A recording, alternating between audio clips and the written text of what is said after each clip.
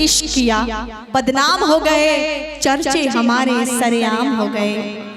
इश्क किया, बदनाम हो गए, चर्चे हमारे सरेआम हो गए। और जालिम ने दिल उस वक्त तोड़ा जब हम उसके प्यार के गुलाम हो गए, गुलाम हो गए, गुलाम।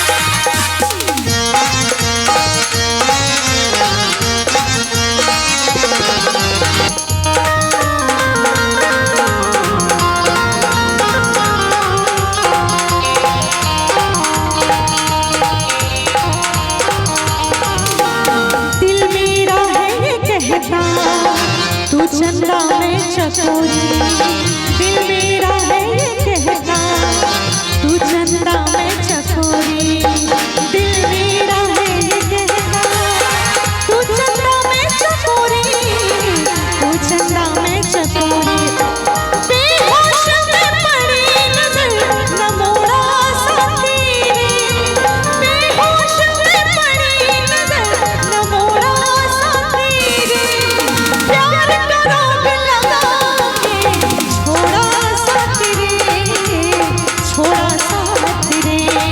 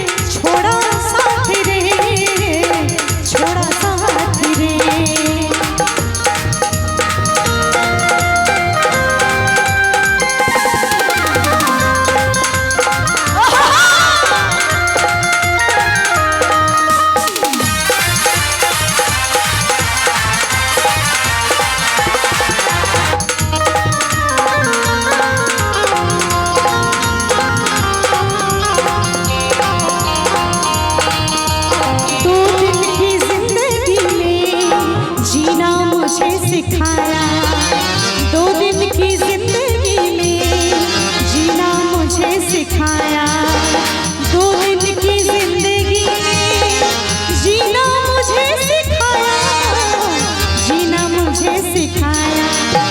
बेहोश में पड़ी नजर न मोड़ा साथी रे, बेहोश में पड़ी नजर न मोड़ा साथी रे, प्यार का रोग लगा के छोड़ा साथी रे, छोड़ा साथी रे, प्यार का रोग लगा के छोड़ा साथी रे, छोड़ा साथी रे। तुम पे मैं भरोसा तोड़ा साथी रे, तुम पे मैं भरोसा तोड़ा साथी रे, प्यार का रोग लगा के छोड़ा साथी रे, छोड़ा साथी रे, प्यार का रोग लगा के छोड़ा साथी रे। आप लोग तो ताली भी नहीं बजाते हैं।